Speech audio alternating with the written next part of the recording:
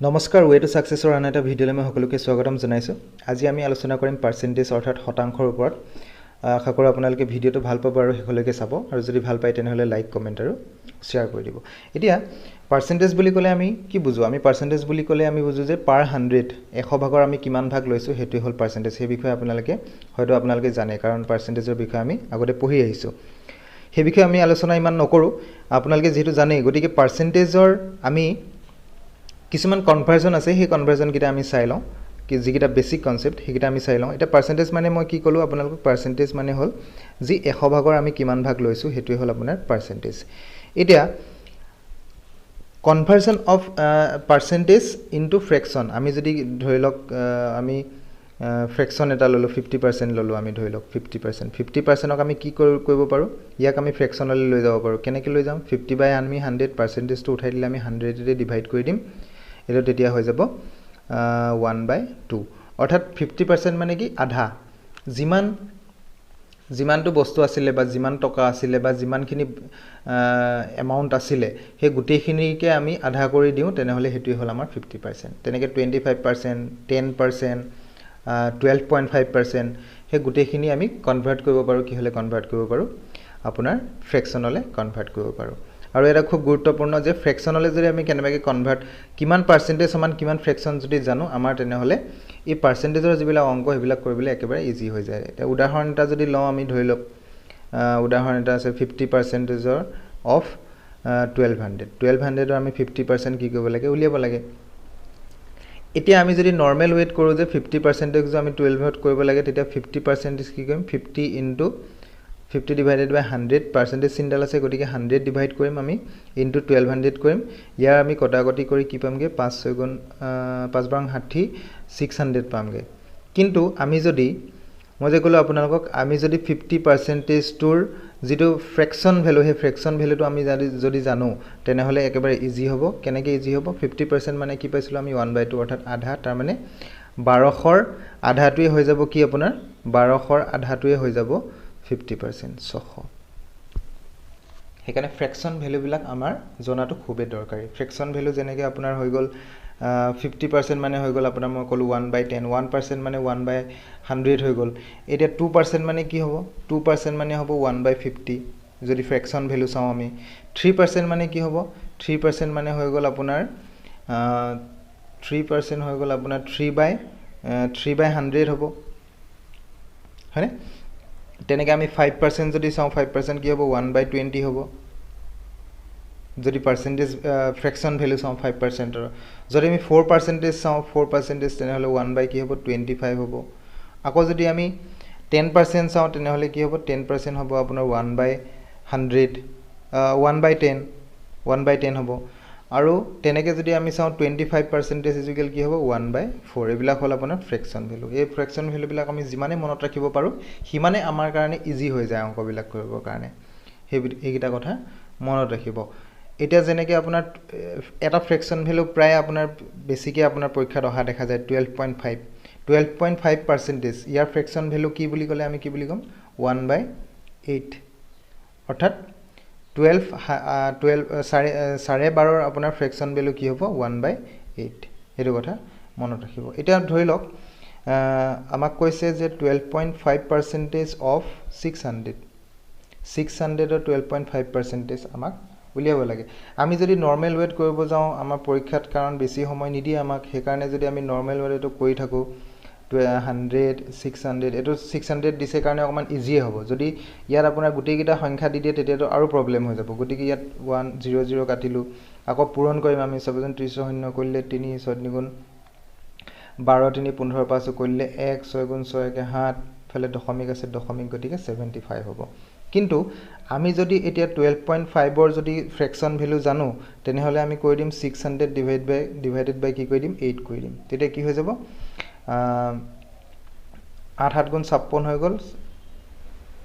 56, 40 হৈ গ'ল, 75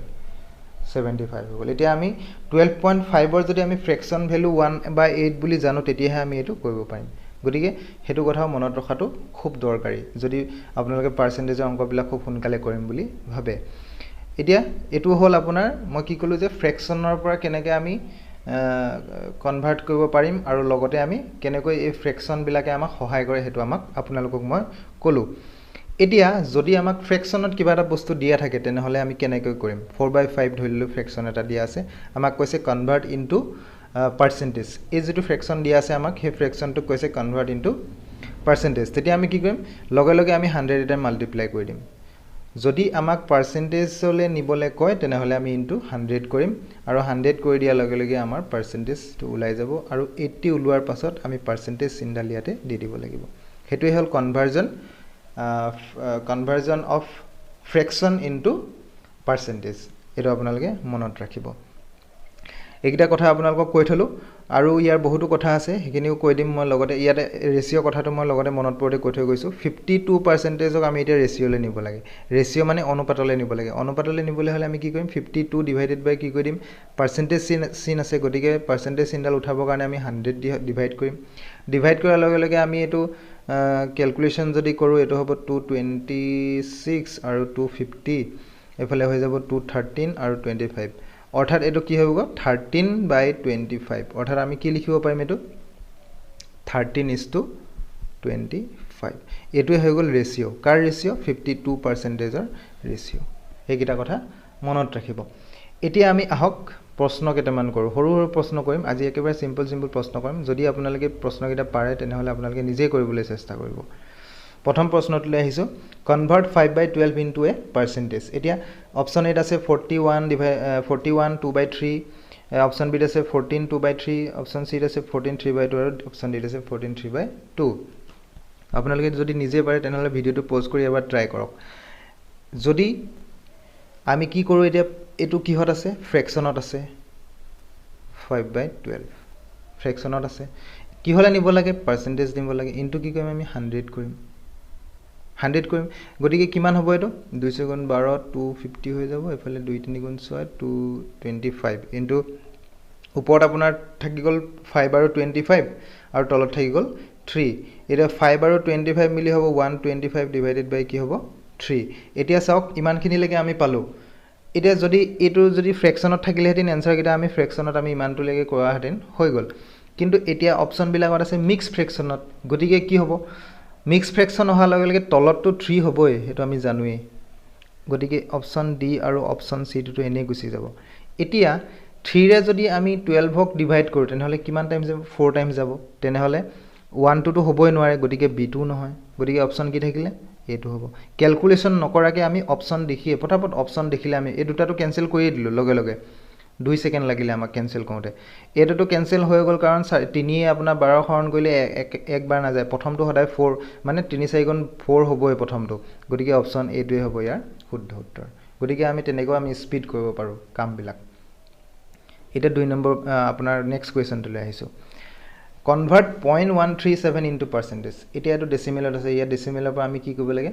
পাৰ্চেণ্টেজলৈ আমি কনভাৰ্ট কৰিব লাগে মই আগতে কৈছিলোঁ না আপোনাক ফ্ৰেকশ্যনৰ পৰা যেনেকৈ আমি কনভাৰ্ট কৰিব পাৰোঁ আৰু আমাৰ পাৰ্চেণ্টেজৰ পৰা আমি ফ্ৰেকশ্যন কৰিব পাৰোঁ ফ্ৰেকশ্যনৰ পৰা পাৰ্চেণ্টেজ কৰিব পাৰোঁ তেনেকৈ আমি এই ডেচিমেলৰ পৰা আমি পাৰ্চেণ্টেজ কৰিব পাৰোঁ কেনেকৈ কৰিম আমি পাৰ্চেণ্টেজ এতিয়া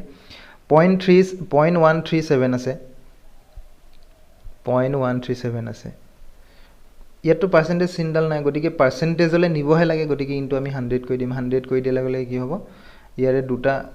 ইয়াতে দুটা শূন্য আছে গতিকে দুটা দশমিক আগলৈ যাব এটা দুটা তাৰমানে 13.7 হ'ব 13.7 অপশ্যন বিটো হ'ব ইয়াৰে শুদ্ধ উত্তৰ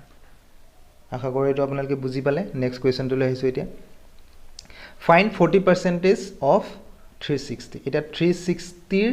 40% আপোনাক উলিয়াই দিব লাগে 360 40% কিমান হ'ব সেইটো সুধিছে এতিয়া তেনেহ'লে কি হ'ব আমি যদি নৰ্মেল ৱেট কৰিব যাওঁ তেনেহ'লে কি হ'ব 40%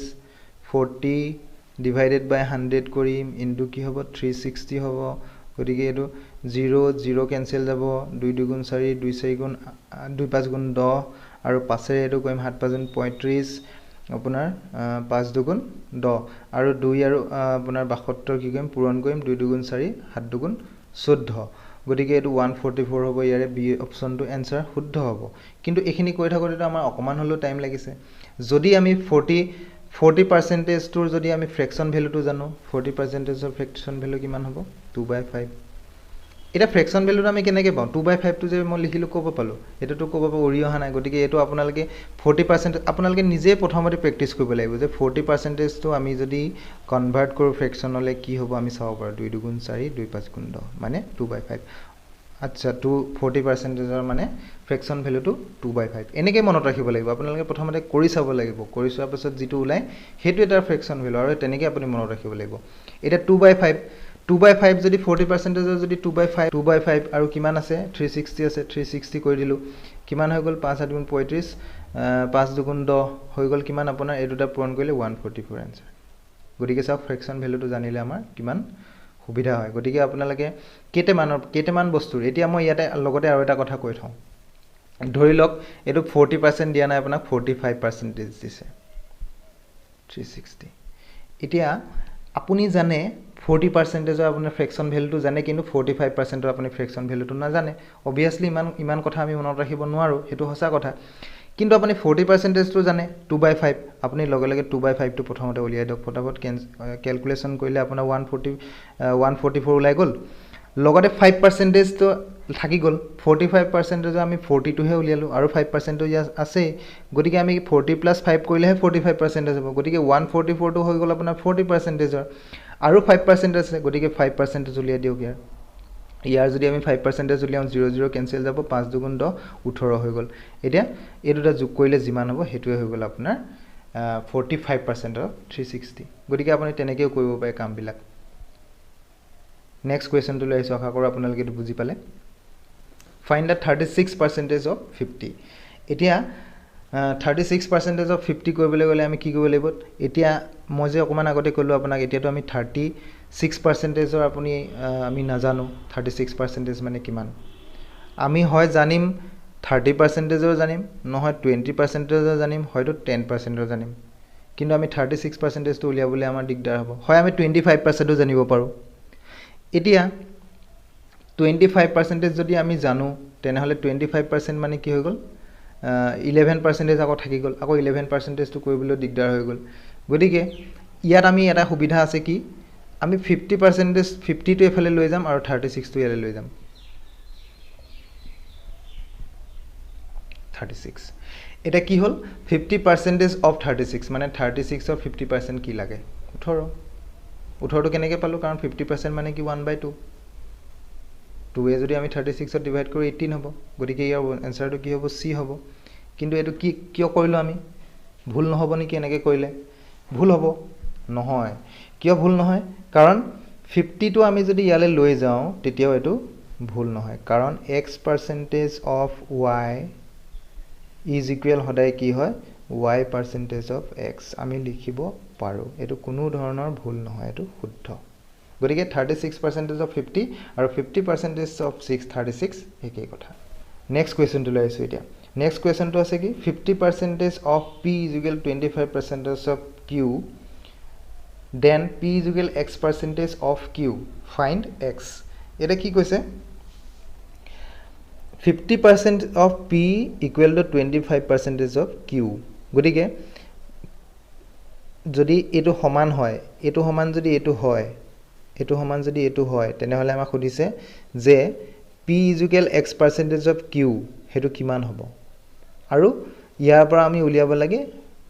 x ৰ মানটো এতিয়া আমি হয় p মানটো নহলে q মানটো আমি উলিয়াই লওঁ p আৰু q মানটো উলিয়াবলৈ আমি কি কৰিব লাগিব আমি 50% of p মানে কি 50 divided by 100 into p আৰু 25% of q মানে কি 25q divided by 100 ইয়াক যদি আমি ক্যান্সেল কৰো 25 গল 20 ওকে 100 গুছি গল 25 এটো দুবাৰ গল মানে 2p is equal q মানে 2p is equal কি পালো আমি q এটা p is equal কিমান পাম আমি তেনেহলে p is equal আমি কিমান পাম q by 2 p is equal q by 2 পালো এতিয়া আমি এই যোনটো p is equal q by 2 পালো এটো আমি ইকুয়েশন ইয়াত বহাই দিম এই ইকুয়েশনটোত বহাই দিম p ৰ মানটো আমি এই ইকুয়েশনটোত বহাই দিম ইকুয়েশনটোত যদি বহাই দিও p মানটো আমি কিমান পালো q by 2 p is equal আমি লিখিম q by 2 equal x% তা মানে x by কি 100 of q into কি হ'ব q কি হ'ব ক্যান্সেল যাব 2 এটো কিমান হ'ব 50 হ'ব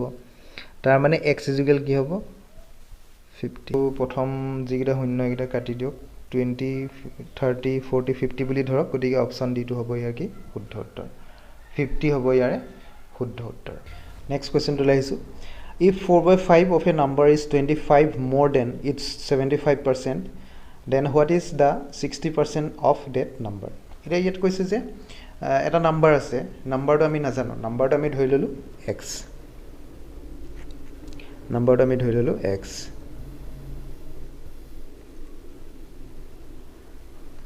x ধৰি ললো এতিয়া কৈছে if 4/5 of a number এই নাম্বাৰটোৰ 4/5 অংশ কি কৈছে কাৰ সমান বুলি কৈছে 25 more than এই নাম্বাৰটো 25 বেছি আছে more than its 75% 75% কাৰ নাম্বাৰটোৰ নাম্বাৰটো 75% মানে 75 divided by 100 কিমান বেছি আছে বুলি কৈছে 25 বেছি আছে তাৰ মানে এই গোটেই নাম্বাৰটো এই নাম্বাৰটোৰ 75% কে 25 বেছি আছে গতিকে ইকুৱেশ্যনটো আমি সমান কৰিব কাৰণে এফালে 25 টো আমি প্লাস কৰি দিলো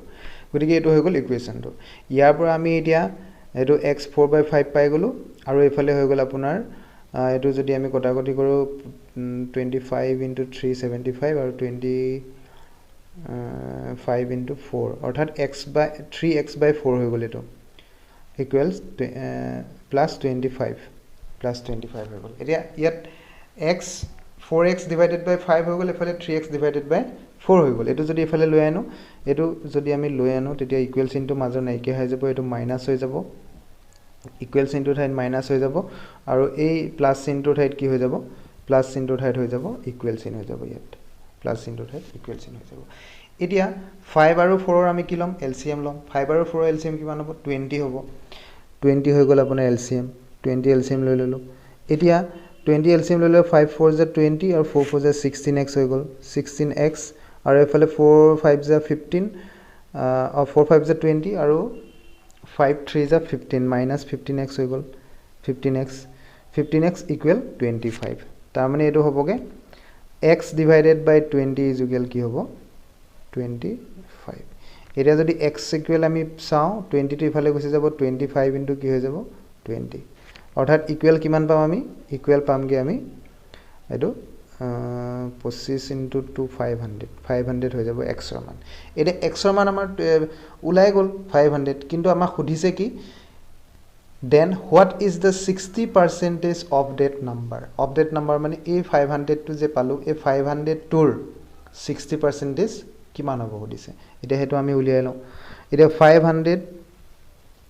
into 60% divided by 100 0 0 0 0 cancel কল 7 300 তাৰ মানে ইয়াৰ আনসাৰটো কি হ'ব 300 অপচন ডি টো হ'ব ইয়াৰে শুদ্ধ উত্তৰ আজি ভিডিওটি ইমানতে সামৰণি মাৰিছো পাৰ্সেন্টেজৰ ইমানকিটা আপোনালোকে আজি কোৱেশ্চন আগবঢ়ালো বেসিক কেমান একেবাৰে ইজি কোৱেশ্চন আজি আগবঢ়াইছো পাৰ্সেন্টেজৰ নেক্সট যোনটো পাৰ্ট আনিম তাত আমি অলপ ইয়াতকৈ টান আপোনাৰ এক্সাম লেভেলৰ যিবিলাক কোৱেশ্চন আছে সেইবিলাক কোৱেশ্চন লৈ আহিম বেসিক কোৱেশ্চন কিটা আপোনালোকে আগবঢ়ালো আজি কোৱেশ্চন কিটা এনেকুৱা নহয় যে এক্সামত নাহে এনেকুৱা ধৰণৰ কোৱেশ্চনো আহে কিন্তু এনেকুৱা ধৰণৰ কোৱেশ্চন আহিলে প্ৰায় আপোনাৰ পাৰিবই কিন্তু ইয়াতকে অলপ যদি মডাৰেট লেভেলৰ কোৱেশ্চন আহে তেনেহলে আমি সেই কোৱেশ্চন বিলাক কেনেকৈ কৰিম কিমান সহজে আমি সেই কোৱেশ্চন বিলাক কৰিব পাৰিম হেতু আমি চাম গতিকে আজি ভিডিওটো ইমানতে সামৰণি মাৰিছো আশা কৰো আপোনালোকে পাৰ্সেন্টেজৰ এই ভিডিওটো চাই উপকৃত হ'ব বুলি মই আশা কৰিলো আৰু লগতে আপোনালোকে কমেন্টত জনাব কেনেকুৱা পালে আৰু মই জনাই থওঁ এখিনতে এই আপোনাৰ যি আমি পাৰ্সেন্টেজৰ এই পাৰ্ট 1 টো আৰম্ভ কৰিলো পাৰ্ট 1 ৰ পাছতে পাৰ্ট 2 আৰু লগতে পাৰ্সেন্টেজৰ লগত যিখিনি ৰিলেটেড আপোনাৰ প্ৰফিট এণ্ড লছ হৈ গল সিম্পল ইন্টাৰেষ্ট আৰু কম্পাউণ্ড ইন্টাৰেষ্ট হৈ গল হেখিনিও আমি লৈ আনিম গতিকে আজিলৈ ইমানতে ভিডিওটো সামৰণি মাৰিছো ধন্যবাদ আপোনালোকে লাইক কমেন্ট আৰু শেয়াৰ কৰিব আৰু যদি মোৰ চেনেলটো সাবস্ক্ৰাইব কৰা নাই তেনেহলে চেনেলটো সাবস্ক্ৰাইব কৰি দিব আৰু বেল আইকনটো প্ৰেছ কৰি থব ধন্যবাদ